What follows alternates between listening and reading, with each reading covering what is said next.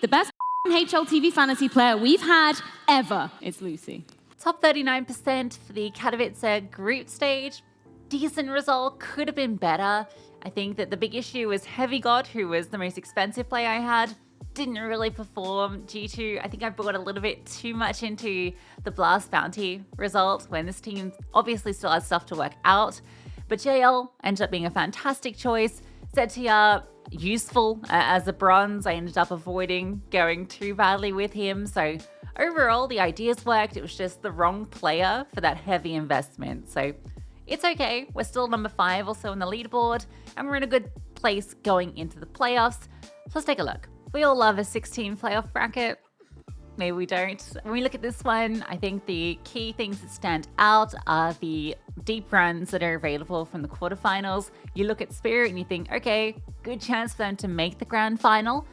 Na'Vi did get their number during the group stage, but Na'Vi is such a hard team to predict. I do feel like they're getting back to the level we saw them kind of in the mid to start of last year. So I think they actually have a relatively good chance of getting to that grand final, and I don't hate drafting them just because so many people are going to go Spirit.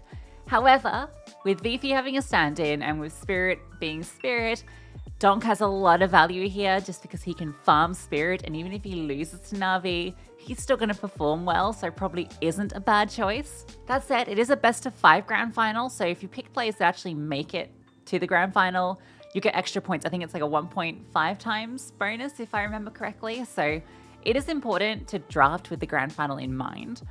On the top side, I think Eternal Fire really stands out, given that their current form is brilliant. They look so strong right now with Jota. I think they should be beating Mongols, and they beat Vitality in the last 2 outings. So the odds of Eternal Fire making grand finals actually look surprisingly good, especially because Vitality have this playoff choke that they've got, right? Zyru goes missing. I've actually just honestly not been impressed with Zyru this year so far.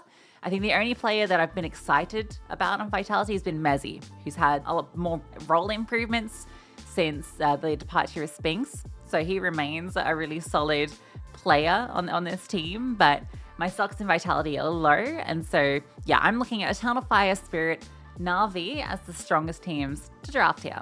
So I think overall, pricing looks pretty reasonable across the board, but there's going to be a lot of drafts that people fall into. I think particularly with Donk at 235, a lot of people are going to want to grab him, grab Chopper, and then grab Mia just to offset the cost of Donk. And I don't hate it.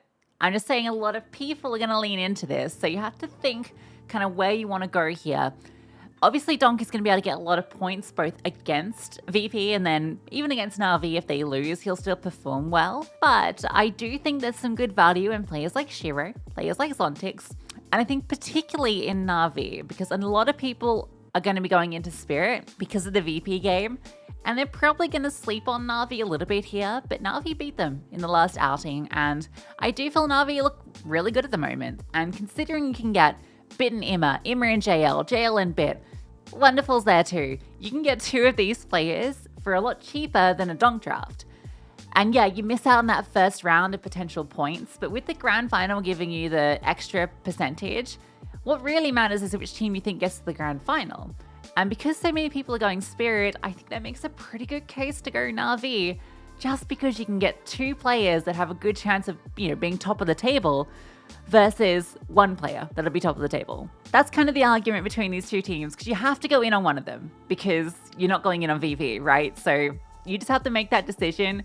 Which one do I want to go? On the other side, I think it's kind of the same conversation, and it's between these 2 teams, Vitality and Eternal Fire. I love Mongols, absolutely, but I don't see a world where they beat both Eternal Fire and Vitality. I can see them beating one, but with EF's current form and with Vitality being Vitality, I don't think Mongols can do that run, unfortunately. So realistically, you're looking between these 2 teams, and maybe I'm buying a little bit too much into the EF hype, but their current form is so good. Plus you get that chance to get good points versus the Mongols. Feels like a good path to go, and Magis Antares makes sense as a good combo. I think you're only going Wakadia and Jota if you're going either Donk or you're going really light on the other side and you want to go full in on EF, and then you have Xantares and Jota or Xantares Wakadia. But I think with Xantares being only 7k more than Woxic, he just makes sense. Like 215 feels really good for Xantares. So I can understand him being one of the more draft players. On the vitality side, I think it's only Rops and Mezzi that jump out to me as worth drafting. Again, because they're second round players, but also Saiwu's just not been that impressive. Whereas Mezzi has, and Rops is only 3k more than Mezzi, which is crazy cheap in my view. Like to be able to get both of them for, barely over 200 each. That feels pretty decent. Like you could do a really nice draft. We get Rops, Mezzi, 2 of the vitality stars, and then Mia. And you've got like 4 really good players. And if it's a vitality Na'Vi grand final, you're feeling very good at that moment. So that's a cool way to approach this if you're not going in on Eternal Fire. Like I said, I don't think Mongols are worth drafting, and it's the same situation with VP. I think this team exists to grab Mia and to put Chicken out, and if you draft anyone else from VP, you're literally insane. They aren't beating Spirit, and they definitely aren't then beating Na'Vi. So this team exists purely for Chicken out. Personally, I've decided to buy into the hype train and go in on Eternal Fire. I'm not going to go fully in, but I am going to grab Xantares and Madja. That combo just seems such good value that I have to do it. And then I've also got to get Mia, just because I think if you're going any draft here, you either have to go and grab a vitality player if you're going double EF, or you have to grab Mia and chicken him out. I don't really think there's like a strong alternative here unless you're trying to do some sort of funky 2-1-1-1 draft. But yeah, Mia, chicken out, forget about him. And now the conversation comes down to who's the combo you go. Now, because so many people are going Spirit, I'm going to take an early season risk and go in on Na'Vi.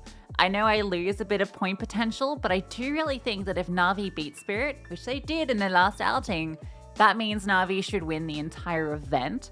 And so I'm going to be going into JL and Bit, the 2 best performers during the group stage.